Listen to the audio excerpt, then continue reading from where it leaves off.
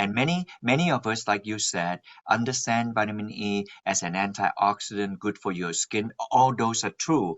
But probably many people do not know alpha tocopherol, which is known as a vitamin E, became a vitamin not for any of those reasons. It became a vitamin, and the letter was E at the time, was because this particular chemical vitamin is able to bring a fetus to full term. That Mm. is very, so actually I think of vitamin E as a birth vitamin like that. But of course, it is a very powerful antioxidant. It protects the fetus during the fantastic growth of the fetus before it comes out as a baby. Dr. Barrie Tan, welcome to the Root Cause Medicine podcast. I have been dying to have you on the show, so I'm really glad to talk to you today. Thank you, and I'm glad to be on and to reach out and speak to many of your good followers and listen to many of your podcasts. Well, for people who don't know, he is the world's leading expert on vitamin E. And you might think to yourself, vitamin E, what do I need to know about vitamin E? That's in my multivitamin, or, I heard it's good for skin or hair. What do you do with vitamin E? And I thought, oh, Dr. Tan is really just going to educate us, because I have been following you, as I said, off camera, off and on for the last couple of years. And people just don't understand the breadth and depth of vitamin E, but specific type of vitamin E. So we are going to dive in so they can get educated and know how to use it and what to use with their vitamin E properly. Yes. Vitamin E was discovered by two scientists, pediatricians at UC Berkeley almost exactly 100 years ago. And many of us, like you said, understand vitamin E as an antioxidant, good for your skin. All those are true. But probably many people do not know alpha tocopherol, which is known as a vitamin E, became a vitamin not for any of those reasons. It became a vitamin, and the letter was E at the time, was because this particular chemical vitamin is able to bring a fetus to full term. That is very, so actually I think of vitamin E as a birth vitamin like that. But of course, it is a very powerful antioxidant. It protects the fetus during the fantastic growth of the fetus before it comes out as a baby. And so there need to be a lot of oxidative protection during that period. But it's known really as a birth, and actually it's because of it able to bring the fetus to full term. Then it got the status of a vitamin. Most people today didn't know that, but know about the antioxidant piece. So that part make it a rocket to superstardom. Probably in the first 50 years, like from 1922 to 1970 or 80, and then lots and lots of study done on those. And then came the 1990s. There was a big study at Harvard and the VA school. A lot of health professional was involved. And then there were like 20,000 to 30, 40,000 people. Huge study like that. And when the study came through, it failed. It So at worst, it failed because it didn't do anything. At best, it didn't do anything. At worst, it may cause women to have breast cancer and men to have prostate cancer, like that. Then people start to put the brakes on and say, wait a minute, what is this vitamin E? And then they found out, first, the vitamin E that they used to study this was alpha tocopherol, the most common one. And they used synthetic alpha tocopherol, which is kind of like a counterfeit E to begin with, like that. So with that, the last from 1995 to 2010, almost a 15-year, is kind of like in a zombie land, a dead zone. Nobody want to talk about vitamin E anymore. And during this time, and then because things are always seasonal, other things come on. You hear a lot about vitamin D, the sunshine vitamin. These are all lipid soluble. And then more recently, vitamin K, good for your bone health, like that, So I persisted on during this period, thinking that, I hope it won't be the baby thrown out with the bath water because of this vitamin E. I persisted because the vitamin E um, carry that I've been studying is tocotrienol, the lesser known vitamin E. I started this in the early 1980s, never changed. It's less common. The common one is tocopherol, but the less common one, tocotrienol, which I did it on studying on chronic condition. We tested many things. And then we did it on cancer study, many different cancers like that. And then I stumbled one time. Is this a good time for me to tell you the Yeah, story? How I please. discovered it? Yeah, All yeah. right. The year was 1994. It was a famous Professor Johanna Seedon, and she figured out on the back of the retina of the eye is flanked with lutein and zeaxanthin. Mhm. It filters the blue light, and that's what we know today. Everybody knows if you take lutein and zeaxanthin, it's good to prevent macular degeneration, filter blue light. So for that, in 1994, people didn't know this. So I knew if I had gone to South America, that giant marigold. See, I'm holding a younger me, which have a lot of hair like that. See, so you can see the marigold is huge. Yeah. So I went there to look for this, taking a break from tocotrienol study, and fate has it. Literally 30 feet away from me, I found this plant. I'll show you the picture so that you know it is from a younger me. I held a picture of the plant and then a younger me. The plant is beautiful looking. It's called Annatto. I'll give Natto. you a closer look of it. It looked like this.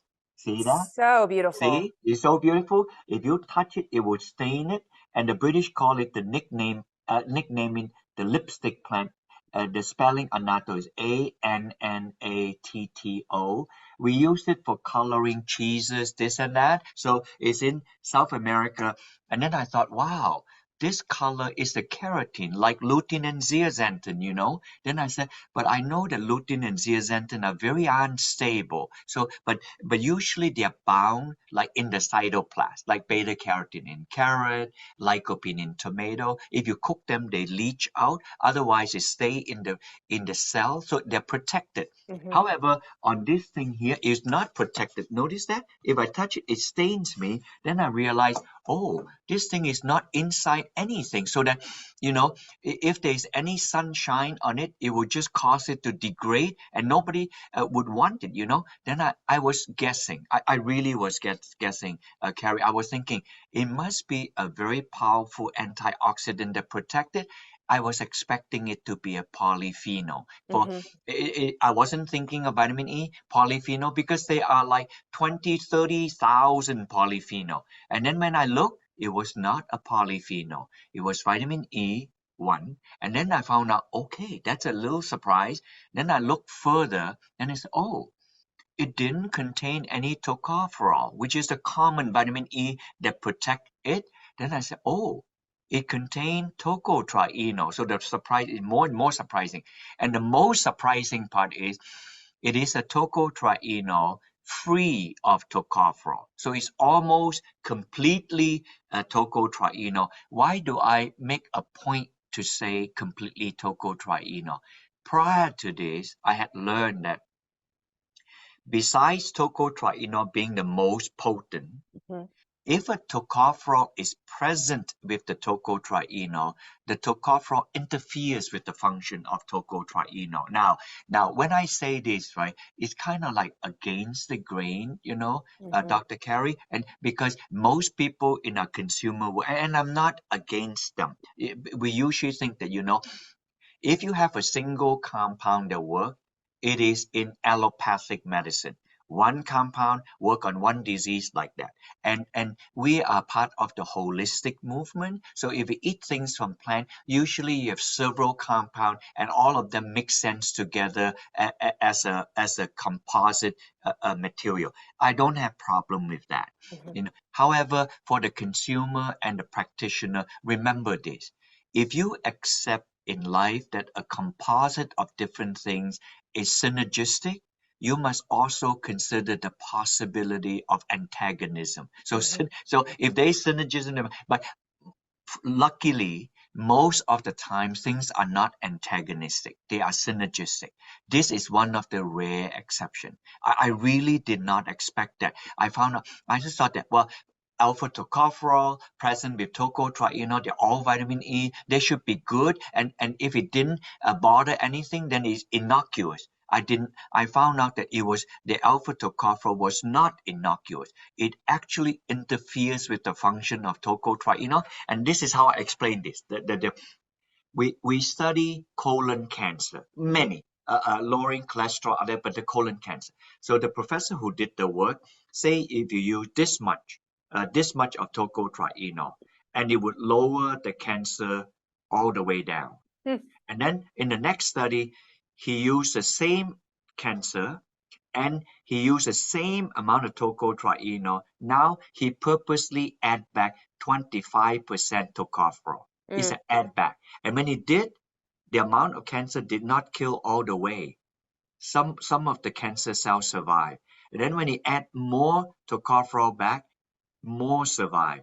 And when it get to like about 50% alpha tocopherol compared, the tocotrienol stay the same. You add 50% back, none of the cancer died. Then I said, oh my God, this tocopherol is actually blocking the function of tocotrienol. So therefore, after that, and all our study after that, when we do clinical trials, we make sure that the patient are not taking tocopherol like that. And then for other people, I don't really find a reason why people should be supplementing with alpha tocopherol with a lone exception. And the lone exception would be in an expectant mom. In prenatal, remember, is a birth vitamin like that. Then in the prenatal you want alpha tocopherol, but after the baby is born, which means that for most part of her life, for the entire life of men, because they don't carry baby, like that. So therefore, alpha tocopherol is adequate when we eat fruits and vegetable oil, but not need to be supplemented.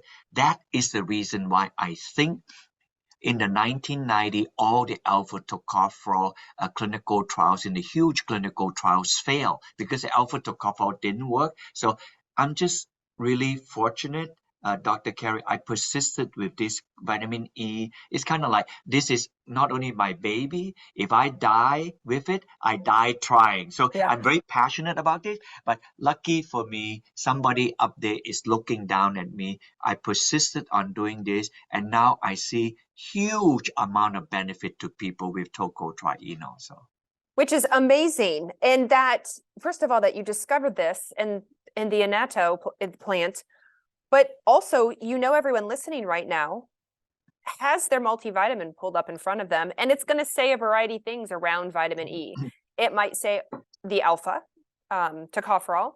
It might say mixed tocopherols, or it'll be a combination of tocopherols and tocotrienols when they're looking in the vitamin E section. Can you, before we get into all the benefits of tocotrienol, which is really what I think a lot of people want to hear about, it's the mixed tocopherols that I want to touch on, or like you'll see next to vitamin E, just anything with the word mixed, and what you've seen with that, or why you, again, advocate for tocotrienol completely. Mixed tocopherol is good because from a plant, when the plants themselves make vitamin E, they oftentimes make mixed tocopherol, and the dominant tocopherol that they make is gamma tocopherol, and immediately gamma tocopherol protect the vegetable oil from going rancid and bad. And most vitamin E are found in vegetable oil, soy oil, corn oil, and many other vegetable oil like that.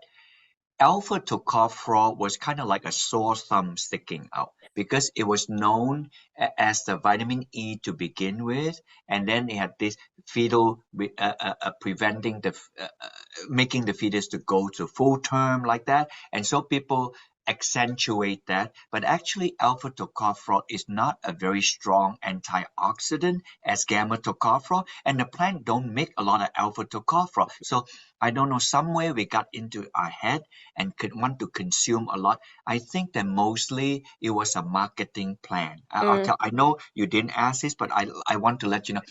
Alpha, if you have 10 milligram of alpha tocopherol, you can say 10 IU of alpha tocopherol, like that.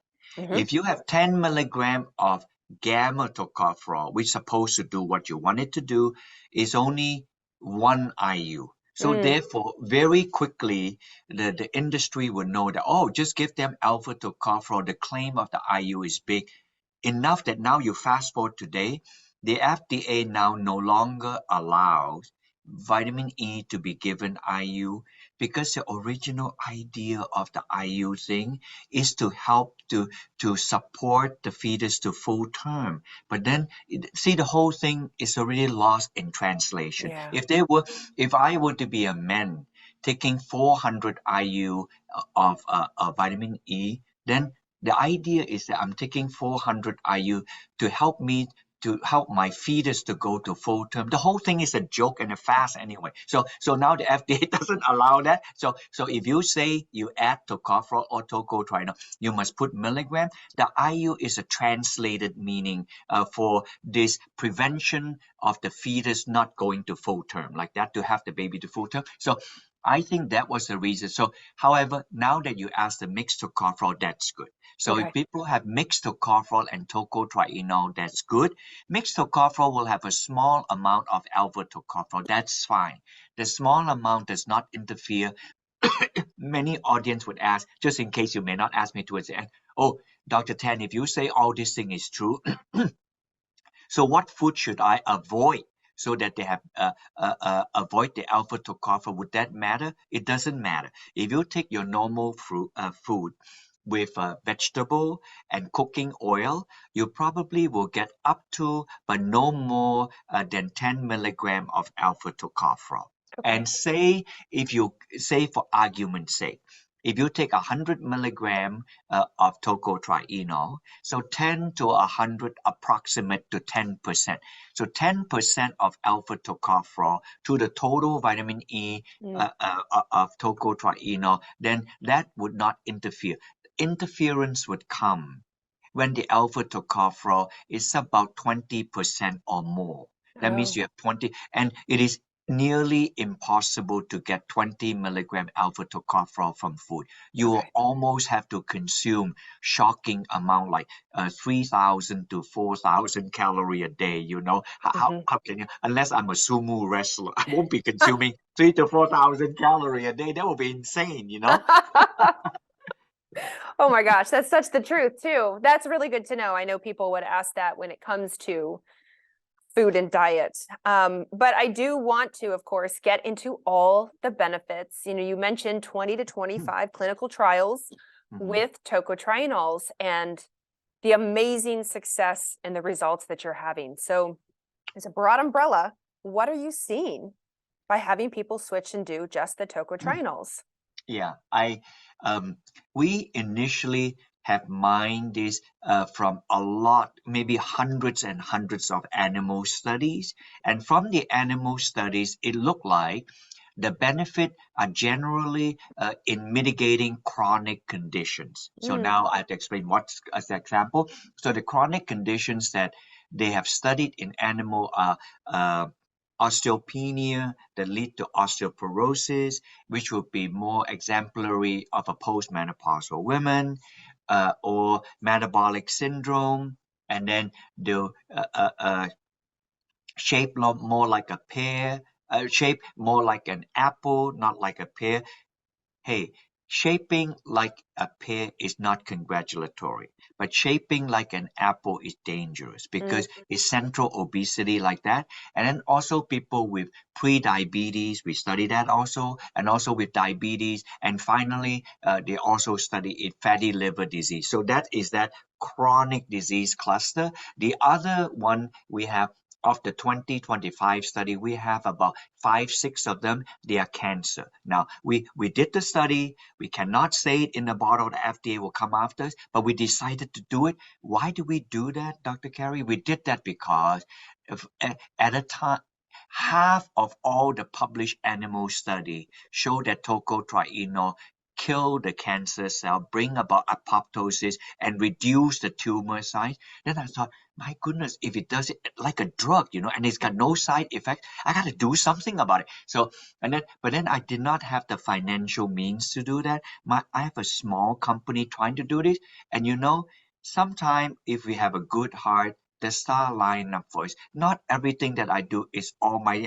I'm not that kind. I'm just trying to make a living, hoping to deliver health to other people. And you know how this came about?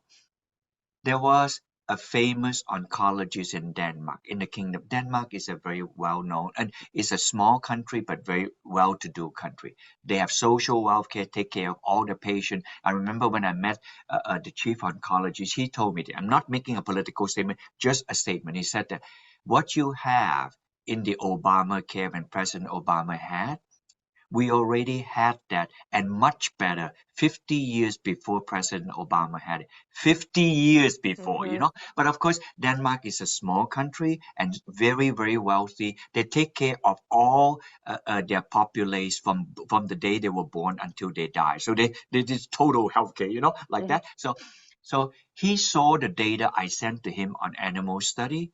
And then 6 months later, I thought that this is going to be a radio silence. He's not going to come back, because many times I share this with people, nothing come back. He came back. And then when he came back, and then you know what he said? He said, Dr. Tan, I am going to do 5 to 6 clinical trials. All of these are afoot. 5 to 6 clinical trials like that. And I nearly fell off my chair. I remember saying like that, well, Professor Jacobson, I don't think I have the financial means to even pay for half of one clinical trial, never mind 5. And then, in a kind of like a European thing, not as effervescent as American way, said that, well, Dr. Tan, did I ask you for funding? I said, you didn't ask me for funding. He actually have the Kingdom of Denmark to pay for the study like that, So the study is afoot now. That was about 7-8 years ago. So in those study, he studied mostly women type cancer, ovarian cancer, breast cancer, and then the one that they both men and women are colon cancer and lung cancer. A significant number of the population smoke, and then colon cancer. So those are also quite common cancer in our country like that. So I'll say that piece first. Then I go back to the chronic condition piece. Right now, all of them are still ongoing, slow down because of the COVID pandemic and then endemic time, but the ovarian cancer has finished. So in the ovarian cancer, they study stage 4 cancer patient. It's pretty kind of like a sobering, They study stage 4, which means that there are no more options available. You cannot operate, you cannot irradiate. There will be no more faster if you were to do that. So you can only give them chemo to prevent the cancer from going bigger, the tumor from going. So the path they do it is anti-angiogenesis. That means that when the tumor is big, there are new blood vessel coming to feed the tumor. So it's a growth of new blood vessel. And they found that in the animal study, the tocotrienol cut the feeding tube to the tumor like that. Basically, if you are wired as a dinosaur, you got to eat huge amount. So if you cut the feeding tube, then the dinosaur is the first to go. When in the Yucatan the meteorite strike and then dinosaur were gone. Notice that the amoeba, they didn't die. They were in the ground because they consumed so little like that, And pretty much this is the same. So they did that. So on one group of the stage 4 cancer, ovarian cancer patient, they took Avastin. It's angiogenic drug. And the other group, they took Avastin and tocotrienol. We are not allowed to have a group just Avastin and just tocotrienol because we cannot assure or ethically allow if they don't take Avastin is better. Yeah. So they have to have that. So therefore, the only thing Avastin and tocotrienol. Would you believe it? After 6 months, in the one that is in Avastin, nobody was around. So like that. So it's very sobering like that, and they already have it in the record. In the one that took tocotrienol, 60% still living. That is not a nothing, on stage 4 cancer patient. And then, Ovarian cancer. That we yeah, ovarian, yeah, that. yeah, and then stage 4. This is a very final stage. And then there was some interesting part. The doctor had to stop the study. There were some men and women doctor, but in Denmark, the nurse have a lot of power, and most of the nurses are women. And then now the ovarian cancer, they say, no, the women are helped by this. We want the study to continue. So the physician, they're both men and women, they said, well, we don't know what to compare with because the Avastin group is no more. So we don't know what to compare. But they insisted. So the study went on 4 times longer, not 6 months, until 24 months. And even after 24 months, 25% still living. Well, now you do the math. I think that it did something, and then the study stopped like that. So if towards the end we don't have time, the audience, you can download my book free of charge later like that. I wrote it all. Whatever I say, I wrote it all. It was written 2 years ago. Whatever we published in the last 2 years is not in there. So I just thought that I'd do that at the beginning now. You can download the book. You type my name, barrietan.com/book, and then you can download.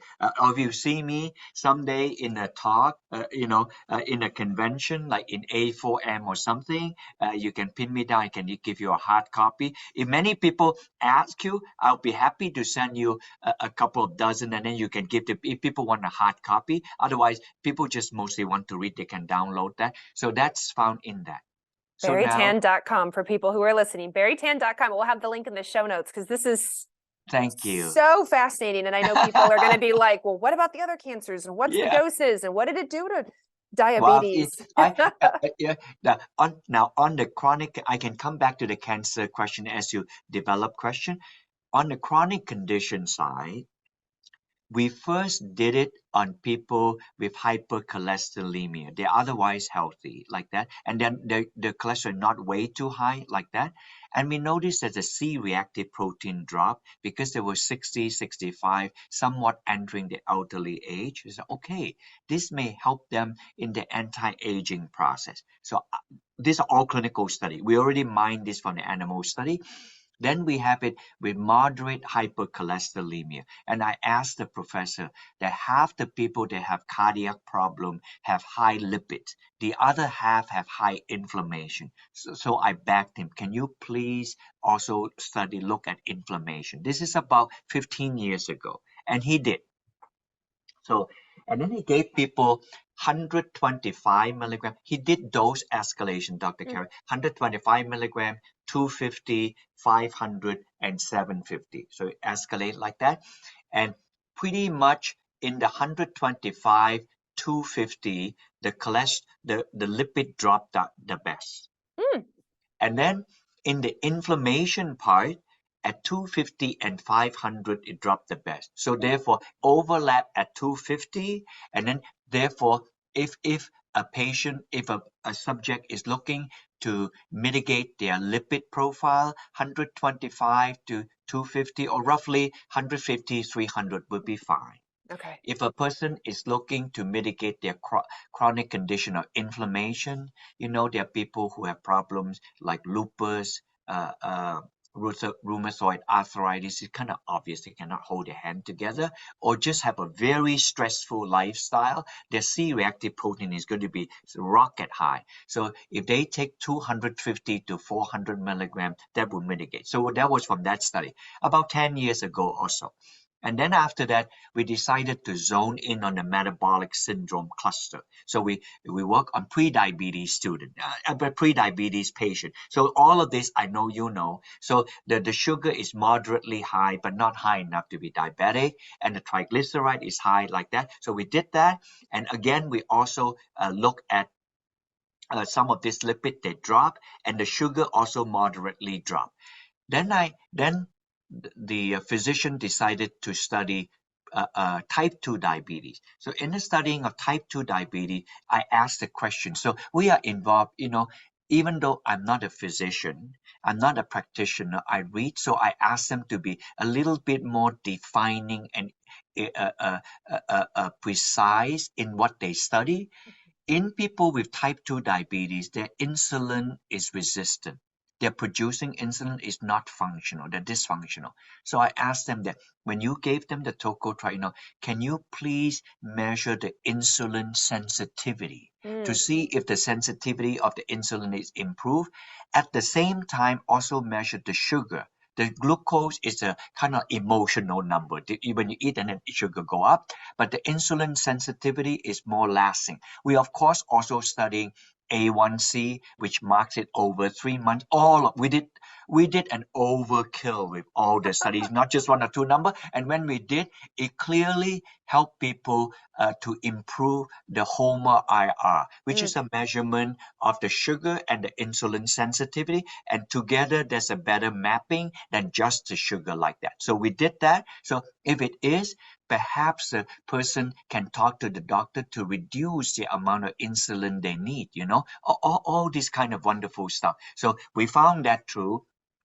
Before I talk about the fatty liver, I met the original professor from Stanford. He has since retired and passed away, Professor Gerald Reaven.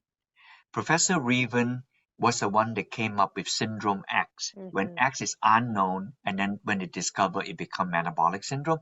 I remember he was getting an award in American Diabetes Association, and I'm a short Asian guy. I cannot go in the front and find my way in to ask him question. And by the time all the people asked, the guy's about to exit because he's trying to catch a flight back to Palo Alto, like that. So I would kind of sneak in. As we're exiting, I kind of like caught him in the door. You can see he's a little bit not happy that I stopped him. So I just said, can you just explain to me simplistically? This is about 1997, 98. It was quite a long time ago, like that. And he just gave me one line. I never forgot. And then he walked away. And then I'll tell you what he said. And then I explained that. And if the audience got this, it doesn't matter if you are a practitioner or consumer. It will bless you if you know this, because this metabolic syndrome sometimes is a little bit kind of high fluidity and people cannot put their hand around. And I don't want to make myself so like, oh, he's so knowledgeable. I don't care. I only care that people know because it's important to their life. And Professor Reaven said this: hypertriglyceridemia always precedes hyperglycemia. And then he left. If I were to say simplistically, people will have high triglyceride first before the floodgate burst, and then they have high sugar. So therefore, if you were to go to see your physician, your triglyceride number is in your lipid profile. If your triglyceride number is above 150, not so good. If it is less than 150, good. If it is 100 or slightly less, even better. So therefore, you have a measurement before you even look at your sugar, because he said hypertriglyceridemia always precedes hyperglycemia. That was the root. Here it is. I'm doing your thing. This is the root cause for the understanding of metabolic syndrome. So I'm so thrilled. So let me get to the last part there, right? After we did all this study, about 5, 6 years ago, I decided to do something. It was a little bit nuts on my side. For the physician and practitioner, they understand how to manage metabolic syndrome. But for the consumer, metabolic syndrome is not like a name of an organ.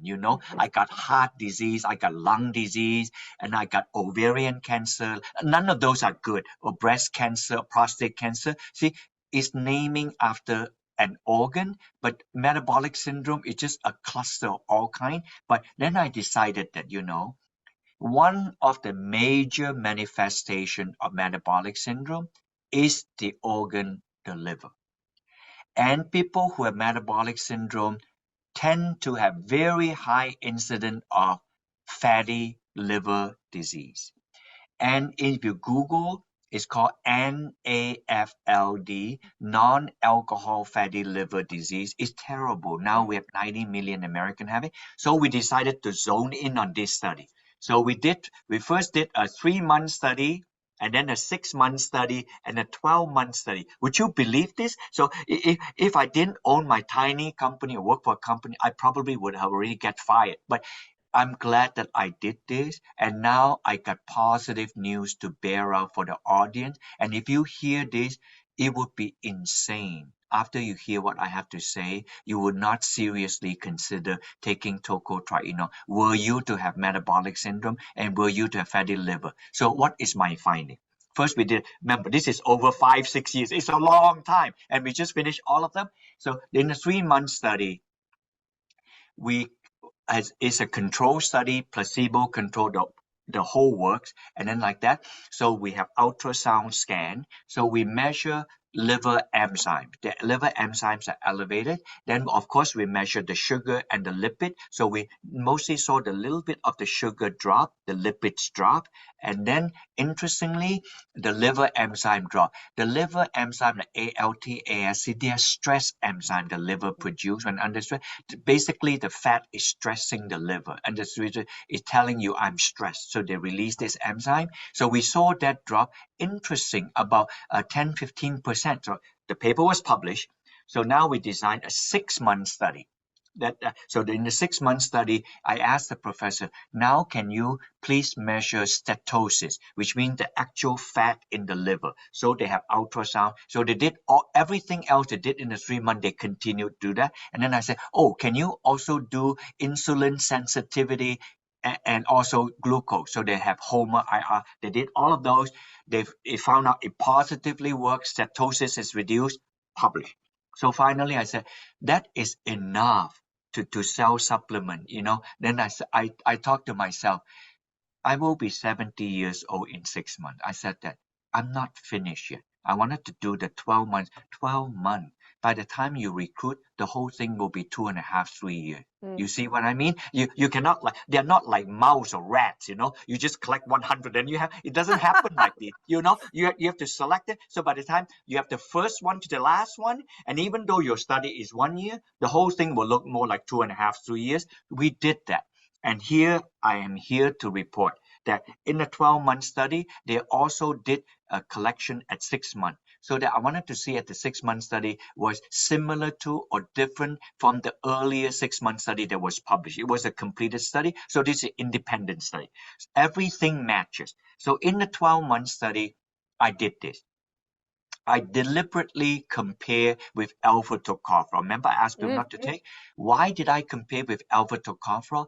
Because about 15 years ago, it was published that alpha tocopherol reduced some degree of inflammation and lower some of the liver enzyme. But it was not the best, but it did that. So I just said, okay, since it did that, I need to compare it with it. So I have that baseline to compare. So I compare that. And then as well, I asked the doctor, now I not only want the health professional, practitioner, and the internist to buy in on it, I need the specialist to buy in on it. This is no talking bad about anybody, because if the specialists don't buy in on it, they're not going to recommend it. So how do I do that? So I said that you either have biopsies. He said, Dr. Tan, I don't think I can do biopsies because the institutional review board won't allow that. So then I said, okay, can you have a CAT scan? So they have a CAT scan, and the scan can show if they are fatty deposit, and they can see scarring tissue. Because if the fat continue to be there, the steatosis will form scarring tissue.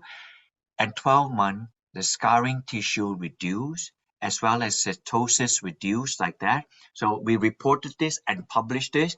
And supporting me is my science and product director, Andreas, and noticed something in the 3 months. She noticed something in the 6 months, and she told me about it. So, and I am not comfortable in making that sentence yet, but it's good that she had an eye on this. Let me see what happens in 12 months. So we saw that again, it happened in 12 months. I'll tell you what it is. We didn't expect this, but we saw that at 3 months, 6 months, and 12 months of patients with fatty liver disease taking tocotrienol without tocopherol, they consistently lost weight. The reason I was scared about doing this because I was afraid people is going to think that the tocotrienol is a weight loss product. We didn't have number in 2 weeks or 4 weeks. Our first set of number is 3 months. So therefore, she encouraged me. Then say what the study says. That he said that at 3, 6, and 12 months they lost weight. And then other people say, "Well, Dr. Tan, do you know something about this?" Most people that have 2 weeks and 4 week weight loss, the weight gain back again 3 to 6 months later. But you had data at 3, 6, and 12 months. They've sustained weight loss, even though you didn't have early. So now my conclusion, I'm comfortable to say that now after I can do that. So pretty much I think the metabolites in the body is so out of kilter, it causes them to have inflammation, their weight gain. And when the metabolic syndrome is back into balance, and therefore, as a consequence of that, the weight loss. So I like to say it like this. But anyway, whether it's this way or that way, what is there not to like?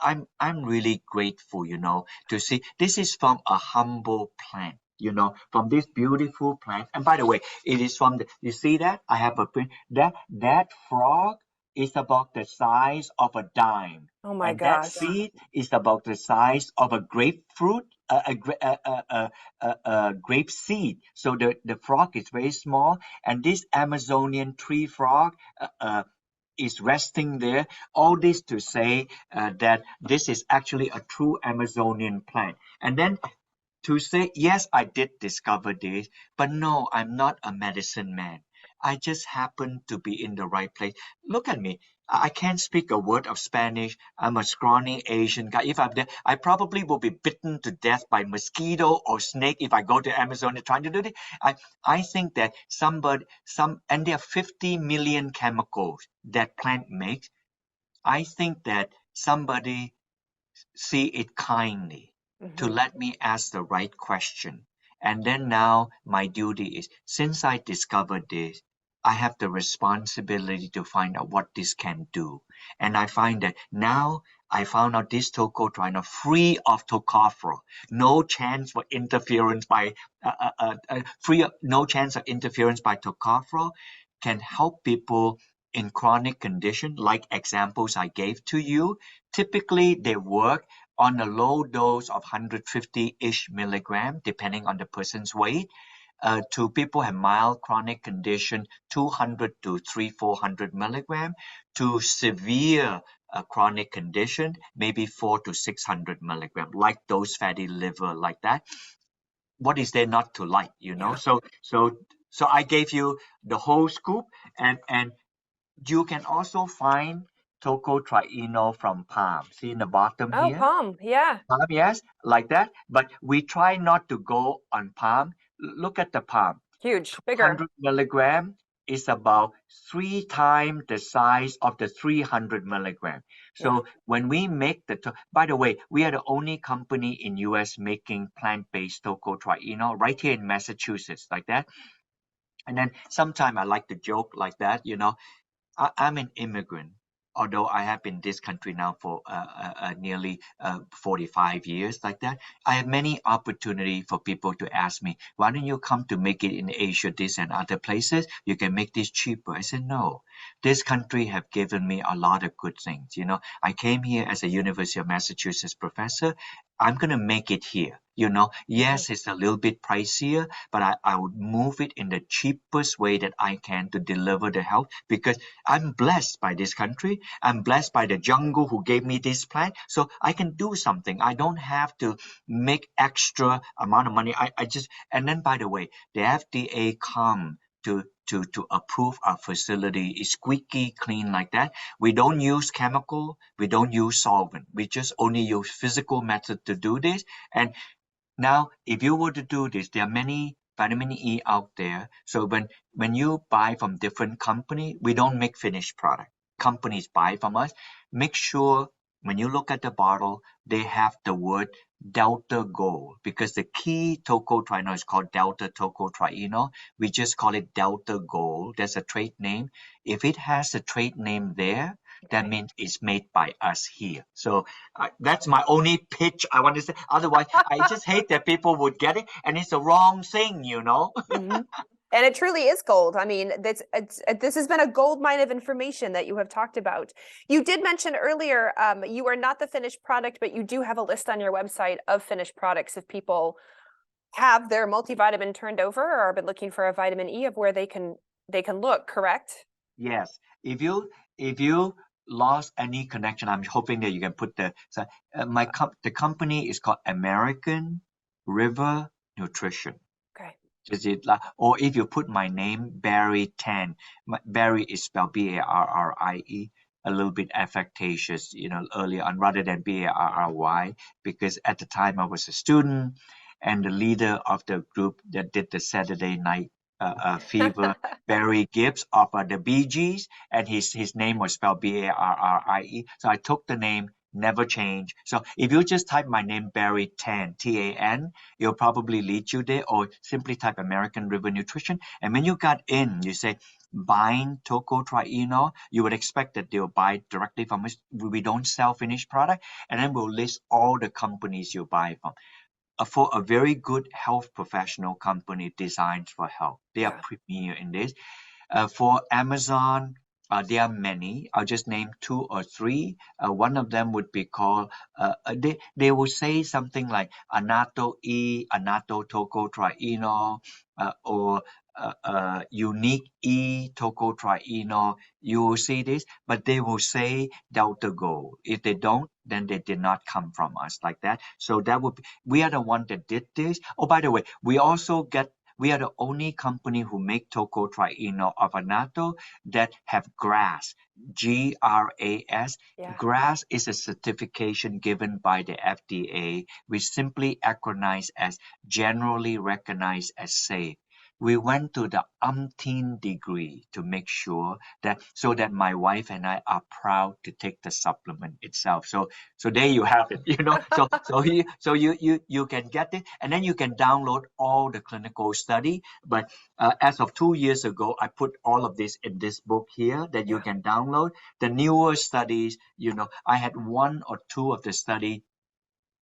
The first one study of the 3 studies on fatty liver. The other 2, if you download on our website, then you can have the whole spiel because, published study are organic. As we do more, we put on like that. So there you have it. So. I love it. And for those who are just listening to the audio, his book is The Truth About Vitamin E. And again, and we will have this in the show notes at his site, barrietan.com/book. And you can download it there. And we haven't even, I'm going to have you on again because we didn't even get into the things like the GG, which is like a teaser for when I have you back for a second time, as we go into things like vitamin K and CoQ10. So Dr. Tan, thank you so much for being on the Root Cause Medicine podcast today. This has been so eye-opening, so many clinical pearls, so much people, even myself, didn't know about vitamin E. And you're making a world of difference in chronic disease. And I just thank you. Thank you so much. And just allow me 1 minute because you mentioned GG for the next time coming. GG is a compound called geranyl. So I just acronized the GG. By the way, you can download the paper from our website also. Then when I went online, a lot of girls have that name GG, but it's spelled GIGI. This is just the 2-letter G like that, GG. And GG is a compound our body makes. That itself is already in the holy of holy. So the moment I say that this is a compound our body makes, then you instantly want to ask, why does our body make GG like that? Our body makes GG for 3 reasons that I know. One is for the synthesis of CoQ10. I'm sure you interview other people, CoQ10 that give energy. The GG is required in the body for making manoquinone for strong bone. See, you got to interview me back in because vitamin K is hot, and GG is important for the synthesis of skeletal muscle protein. As we grow older, we lose muscle mass called sarcopenia like that. And you know something? And you know how I found it? you know, how am I not be blessed? I extract from this plant here. Same thing. I remove the color. I take my tocotrienol out. I always have 1 or 2% yellowish looking thing in the bottom. And then I was so concentrated on tocotrienol. Eventually I said, I'm a chemist. I got to figure out what the thing is. And then when I discovered it was GG, I said, oh, what is this compound there to do for? Yeah. So that's it. It's also from Annatto. Now I'm going to segue back to show you something. This is on the background there, that is a huge albatross, a structure of CoQ10. Wow. In the front is a structure of GG. So now if I push the GG back like that, so 2.5 times the length of the tail of GG is CoQ10. You have to interview me I again. I will. will explain step by step how GG is used in the human body to make CoQ10. Now, everybody take CoQ10 for strong heart and antioxidant, but most people do not know. GG is what the body used to make CoQ10. And then I just found this from the same plant. So if you go, if until you get a chance to interview me again, please just go online on the same website. You can download the paper so you can have a sneak preview and read all about this. So thank you so much for allowing me for the last minute or two to talk about GG. So blessing to all of you who hear this. Hopefully we can run into each other again, and then you can pin me down and ask me questions. So. Absolutely, we will. Well, thank you so much on behalf of the Root Cause Medicine podcast. This has been the absolute best.